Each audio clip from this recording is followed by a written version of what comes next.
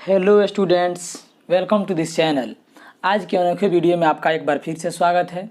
तो आज के ट्यूटोरियल में मैं आपको 12th क्लास के मैथमेटिक्स में एनसीईआरटी बुक के एक्सरसाइज 6 पढ़ाऊँगा। तो आप इस वीडियो को अंत तक ज़रूर देखिएगा। और आइए हम लोग वीडियो को शुरू करते हैं।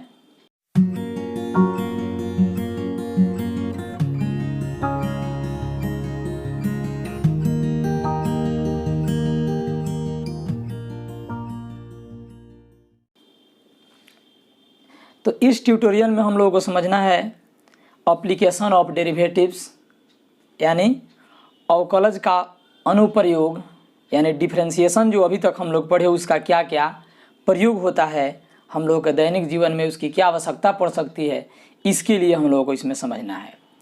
तो ये हो गया हम लोगों का चैप्टर 6। इस चैप्टर 6 का नाम हो गया आपका एप्लीकेशन ऑफ डेरिवेटिव। फिर इसके बाद इसमें सबसे पहला टॉपिक हम लोगों को समझना है rate of change of quantities, यानी राशियों में परिवर्तन का दर। राशियों में परिवर्तन का दर हम लोगों को समझना है। तो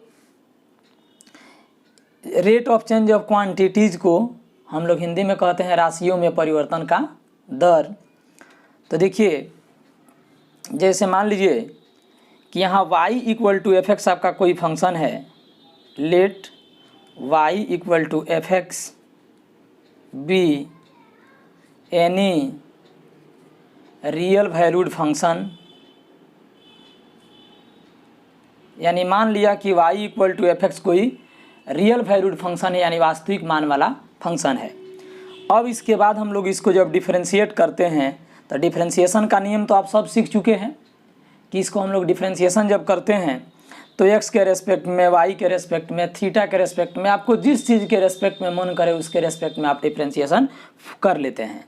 लेकिन आज के ट्यूटोरियल में आपको समझना है कि वो डिफरेंशिएशन तो कर देते हैं, जैसे dy बाई डी एक्स के ही रेस्पेक्ट में कर दिए, उसका मतलब क्या हुआ। तो आपको बता दूं कि एक बार जब हम लोग उसको डिफरेंशिएट करते हैं तो उसके 4-5 मायने होते हैं, है ना। इसी में से एक मायने आपका है rate of change of quantities. ठीक है, सभी जितने भी इसके अर्थ होते हैं सभी को हम लोग टॉपिक वाइज करके, है ना, और अलग अलग हम लोग समझेंगे। लेकिन आज के ट्यूटोरियल में आपको केवल समझना है rate of change of quantities. तो जैसे मान लीजिए y equal to f x कोई आपका फंक्शन है, रियल वैल्यूड फंक्शन है। रियल वैल्यूड फंक्शन का अर्थ हुआ कि इसको रियल वैल्यू पर अप्लाई करेंगे तो इसका मान रियल ही मिलेगा। अब इसके बाद क्या करते हैं, तो हम इसको डिफरेंशिएट कर देते हैं। तो डिफरेंशिएट किए x के रेस्पेक्ट में, तो यहाँ पे हम लोगों को मिल गया dy बाई डी एक्स, है ना, dy by d x equal to, तो जो dy बाई डी एक्स मिला, इस dy बाई डी एक्स का मतलब होता है rate of change of y with respect to x, है ना। तो इसका मतलब होता है कि x के सापेक्ष y में परिवर्तन का दर, यानी कि हम लोग डिफरेंशिएशन करना सीख लिए हैं। y equal to f x आपका कोई फंक्शन दिया है, जब इसको आप एक बार डिफरेंशिएशन करते हैं यानी dy बाई डी एक्स का मान निकालते हैं, तो इसका अर्थ होता है कि x के सापेक्ष y में परिवर्तन का दर। या अगर हम लोग dy बाई डी जेड निकालते हैं, क्या निकालते हैं, dy बाई डी जेड, यानी z के रेस्पेक्ट में डिफरेंशिएट करें, तो इसका अर्थ होता है rate of change of y with respect to z, यानी z के सापेक्ष y में परिवर्तन का दर। ठीक है, फिर इसके बाद अगर हम लोग इसको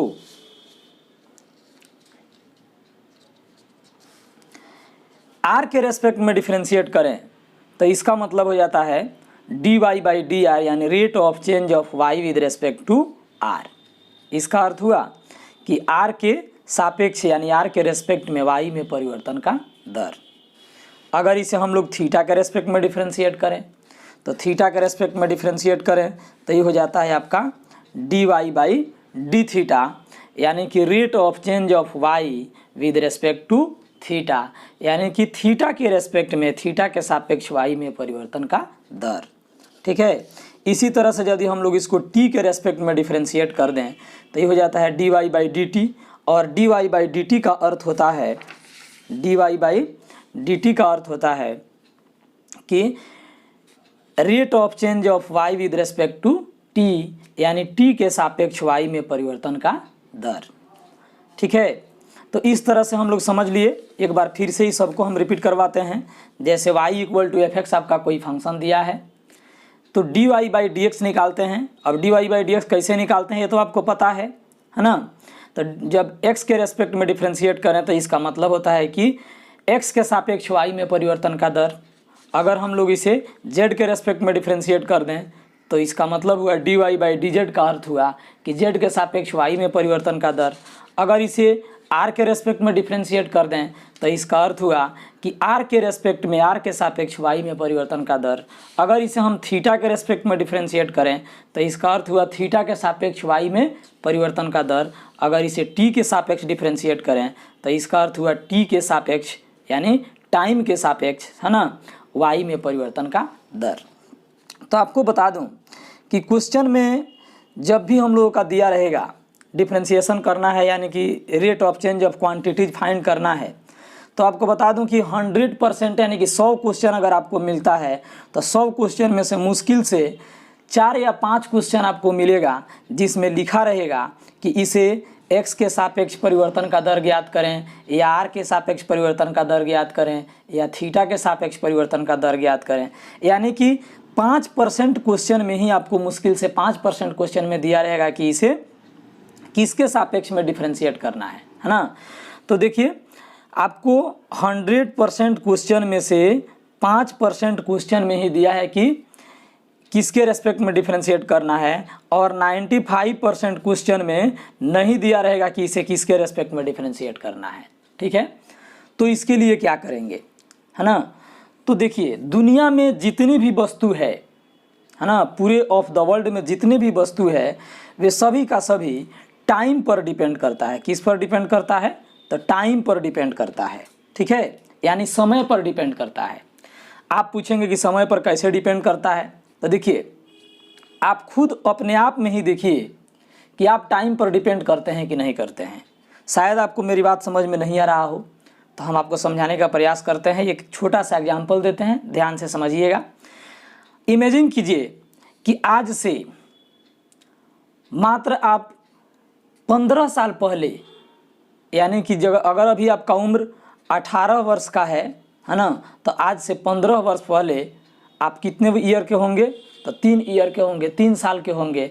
और उस समय आपकी हाइट कितनी होगी। आप अपने आप को नहीं जानते थे कि मैं कौन हूँ, किसके गोद में खेल रहे हैं, कहाँ जाना है, क्या खाना है, इसके बारे में आपको कुछ पता नहीं है। क्या करना है, क्या नहीं करना है, क्या सही है, क्या गलत है, आपको कुछ पता नहीं था। लेकिन देखिए समय में परिवर्तन हुआ, 15 साल और इसमें ऐड हो गया, है ना। इसमें 15 साल जैसे ऐड हुआ तो आप 18 साल के हो गए। और 18 साल के हुए तो देखिए अभी आप 12th क्लास में पढ़ रहे हैं, आप यहाँ पे एप्लीकेशन ऑफ डेरिवेटिव समझ रहे हैं, आपके बॉडी में ग्रोथ देखिए। इसी प्रकार आप जिस वस्त्र को पहने हैं आज से कुछ दिन पहले वो कहीं ना कहीं हरे भरे पेड़ में लहलहाता होगा और कुछ समय में परिवर्तन हुआ, वो पेड़ को कटाई की गई, फिर उसमें से रेशे निकाले गए, उससे सूत काटे गए, वस्त्र बने, समय परिवर्तन होता गया, उसमें भी परिवर्तन होता गया, वस्त्र बना। आप गए दुकान से खरीदे, उसको कपड़ा सिलवाए, पहन रहे हैं और समय में परिवर्तन होगा, एक दिन और पुराना होगा, फटेगा या उसको आप रिजेक्ट कर देंगे, घर पे पूंछा बन जाएगा या किसी गरीब की दान कर देंगे अगर ठीक है तो इस तरह से समय में परिवर्तन हो रहा है। तो सभी चीज़ में परिवर्तन हो रहा है ना। हाँ, ये संभव है कि किसी चीज़ में परिवर्तन बहुत तेज़ी से होता है तो किसी चीज़ में परिवर्तन बहुत धीरे धीरे स्लोली होता है, लेकिन परिवर्तन दुनिया के हर एक वस्तु में होता है टाइम के रेस्पेक्ट में। इसलिए मैं आपको बताना चाहता हूँ कि अगर क्वेश्चन में दिया है कि इसे किसके रेस्पेक्ट में डिफ्रेंशिएट करना है तब तो उसके रेस्पेक्ट में डिफ्रेंशिएट करेंगे। अगर क्वेश्चन में नहीं दिया है कि इसे किसके रेस्पेक्ट में डिफ्रेंशिएट करना है ना, ऐसा आपको 95% क्वेश्चन मिलेगा जिसमें नहीं दिया रहेगा, तब किसके रेस्पेक्ट में डिफ्रेंशिएट करेंगे, तो इसे टाइम के रेस्पेक्ट में डिफ्रेंशिएट करेंगे, यानी टी के रेस्पेक्ट में डिफ्रेंशिएट करेंगे, क्योंकि दुनिया की सभी वस्तुएं टी पर डिपेंड करती है, यानी टाइम पर डिपेंड करती है। तो इसी बात को आपको यहाँ नोट में याद रखना है ना, नोट में कि दुनिया की सभी वस्तुएं टाइम यानी समय पर डिपेंड करती है। इसलिए यदि क्वेश्चन में नहीं दिया हो कि उसे किसके सापेक्ष डिफरेंशिएट करना है तो उसे t के रेस्पेक्ट में डिफरेंशिएट करेंगे। ठीक है, क्यों करेंगे जी? क्योंकि दुनिया की सभी वस्तुएं टाइम पर डिपेंड करती है। ठीक है, एक बार और इसे सुन लीजिए कि दुनिया की सभी वस्तुएं टाइम पर डिपेंड करती है, इसलिए यदि क्वेश्चन में नहीं दिया हो कि उसे किसके सापेक्ष डिफरेंशिएट करना है तो उसे टाइम के रेस्पेक्ट में यानी टी के रेस्पेक्ट में डिफरेंशिएट करेंगे। इस नोट को आपको याद रखना है। ठीक है, फिर इसके बाद और एक छोटी सी और यहाँ पे चीज़ आपको समझना है। ऐसे आप जानते हैं, केवल रिमेंबर करवाने के लिए आपको हम इसको बताना चाहते हैं। जैसे लेंथ यानी लंबाई, तो किसी भी चीज़ की लंबाई हो, चाहे वृत्त की, सर्किल की रेडियस की लंबाई हो तो r लिखते हैं, है ना। किसी रेक्टेंगल की लंबाई हो, किसी रेक्टेंगल की चौड़ाई हो, है ना, किसी क्यूबॉइड या क्यूब की ऊंचाई हो, है ना, किसी क्यूब का ईड्ज हो। ठीक है, तो इस तरह से जो भी रहेगा, या मतलब कहने का अर्थ है कि किसी भी चीज़ की आपका लंबाई रहे, चाहे वो r लिखें, l लिखें, b लिखें, h लिखें, a लिखें, सभी का सभी किसी न किसी चीज़ की लंबाई को डिनोट करता है ना। तो हम क्या करते हैं कि फ़िलहाल यहाँ पे सभी लंबाई को जो है हम स्मॉल l मान लेते हैं, है ना, या कैपिटल L मान लेते हैं कि कैपिटल L से डिनोट कर रहे हैं। तो अगर क्वेश्चन में आपका 5 मीटर दिया है या 5 सेंटीमीटर दिया है, 5 किलोमीटर दिया है, तो आप समझ जाएंगे कि ये किसी न किसी चीज़ की लंबाई दिया हुआ है, L दिया हुआ है। ठीक है, यानी इसका अर्थ हुआ कि अगर वो वृत्त की बात कर रहा है तो वृत्त की त्रिज्या है तो r से डिनोट करते हैं। नहीं, कोई रेक्टेंगल है, आयत है, तो आयत की लंबाई दिया है 5 मीटर, तो आप समझ जाएंगे कि हाँ वो लंबाई दिया है तो 5 मीटर यानी कि L हो गया। चौड़ाई दिया है 5 मीटर तो समझ लीजिए B हो गया। लेकिन हम हर एक चीज़ की लंबाई को अगर L से डिनोट करें तो अगर क्वेश्चन में आपका 5 मीटर, 5 cm, 5 km अगर दिया है तो आप समझ जाएंगे कि यह क्या है, तो किसी चीज़ की लंबाई है। लेकिन अगर क्वेश्चन में दिया है 5 मीटर पर सेकेंड या 5 सेंटीमीटर पर सेकेंड या 5 किलोमीटर पर सेकेंड, इस तरह से कोई भी यूनिट लगा करके पर सेकेंड में अगर दिया है ना, तो यहाँ मीटर है या सेंटीमीटर है, तो इसे तो समझ गए कि वो किसी चीज़ की लंबाई है, किसी चीज़ की लंबाई है। लेकिन पर सेकेंड है, इसका मतलब हो गया कि यह dl/dt है, यानी कि किसी चीज़ की लंबाई में परिवर्तन का दर है। ठीक है, फिर इसके बाद हम लोग समझेंगे अब एरिया के बारे में, है ना।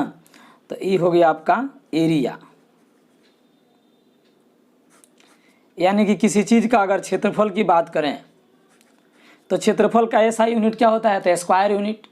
अगर मीटर में दिया हो तो 5 मीटर स्क्वायर, सेंटीमीटर में दिया हो 5 सेंटीमीटर स्क्वायर, किलोमीटर में दिया हो तो 5 किलोमीटर स्क्वायर। ठीक है, अब क्या है, तो अगर इस तरह से 5 metre square, 5 cm square, 5 kilometre square, इस तरह से अगर कुछ लिखा हुआ मिले तो आप समझ जाएंगे कि वह किसी चीज़ की एरिया है। और दुनिया में किसी भी चीज़ का एरिया है तो एरिया को हम A से डिनोट कर रहे हैं। लेकिन अगर आपके क्वेश्चन में दिया जाए कि 5 मीटर स्क्वायर पर सेकेंड या 5 सेंटीमीटर स्क्वायर पर सेकेंड, 5 किलोमीटर स्क्वायर पर सेकेंड, तो आप समझ लेंगे कि यह जो है dA/dt का मान दिया है, यानी किसी चीज़ के क्षेत्रफल में परिवर्तन का रेट दिया है। ठीक है, परिवर्तन का दर दिया है। इसके बाद अगर वॉल्यूम की बात करें, यानी आयतन की बात करें, तो आयतन का स्क्वायर यूनिट होता है क्यूब यूनिट। जैसे 5 सेंटीमीटर क्यूब या 5 मीटर क्यूब या 5 किलोमीटर क्यूब, तो इस तरह से अगर लिखा हुआ मिले तो आप समझ जाएंगे कि यह किसी चीज़ की आयतन दिया हुआ है। अब क्वेश्चन में लिखा रहेगा कि वो किस चीज़ की आयतन है। लेकिन अगर 5 सेंटीमीटर क्यूब पर सेकेंड है या 5 मीटर क्यूब पर सेकेंड है या 5 किलोमीटर क्यूब पर सेकेंड है, तो आप समझ जाएंगे कि यह dV/dt है, यानी कि समय के सापेक्ष किसी चीज़ के आयतन में, वॉल्यूम में परिवर्तन का दर दिया हुआ है। ठीक है, तो इस ट्यूटोरियल में इतना ही। और आपके स्क्रीन पर कुछ ही क्षणों में आपके स्क्रीन पर राइट साइड में एक वीडियो आएगा। उस वीडियो में NCERT बुक एक्सरसाइज 6.1 का क्वेश्चन नंबर 1 से 9 तक का सॉल्यूशन बताया हूँ, और फिर उसके बाद वीडियो आएगा जिसमें 10 से लास्ट तक का सॉल्यूशन बताया हूँ। सो उस वीडियो को ज़रूर देखिएगा। आप इस चैनल पर नए हैं तो आप इस चैनल को अभी सब्सक्राइब कर लीजिए, और मेरे वीडियो का नोटिफिकेशन सबसे पहले पाने के लिए बेल आइकन की घंटी को प्रेस करके ऑल पर क्लिक कर दीजिए। ये वीडियो आपके लिए काफ़ी महत्वपूर्ण है, इसलिए आप इसे लाइक कर लीजिए और अपने दोस्त के पास शेयर भी कर दीजिए जो आप ही के क्लास में